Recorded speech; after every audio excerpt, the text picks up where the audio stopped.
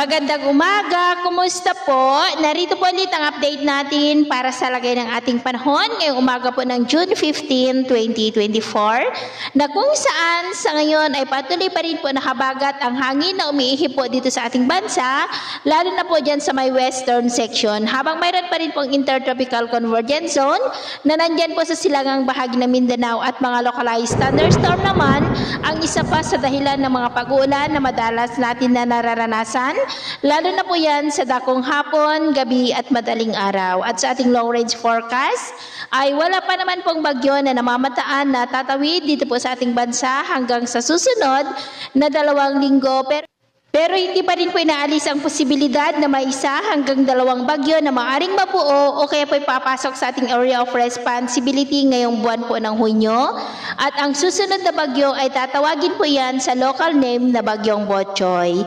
At sa lagay ng ating panahon ngayong madaling araw ay may mga isolated rain sa ilang bahagi po ng Pangasinan, Zambales, Bataan, Metro Manila, Calabarzon, ilang bahagi ng Mimaropa, Bicol Region, Ilocos Region, dyan po sa mga lugar na malapit sa karagatan, maging po dyan sa may Panay Island, ilang bahagi ng Negros, Cebu, Bohol, Leyte, ilang bahagi ng Samar Provinces, Zamboanga del Sur, Mati, Davao, Cotabato City at Sarangani. At mamaya ay sisikat ang araw sa malaking bahagi ng bansa pero may tsansa pa rin ng maulap na kalangitan with isolated rain sa ilang bahagi ng Calabarzon, Mimaropa, ilang bahagi ng Bicol Region, Panay Island, Cabancalan, Bohol, Zamboanga del Sur, Sultan Kudarat, Sarangani at Mati. At mamayang hapon, mas maraming lugar muli ang makakaranas ng maulap na kalangitan with isolated rains. Kaya mag-ingat pa rin po tayo sa posibleng banta pa rin ng mga pagbaha at pagguho ng lupa. At sa atin naman pong mga baybayin,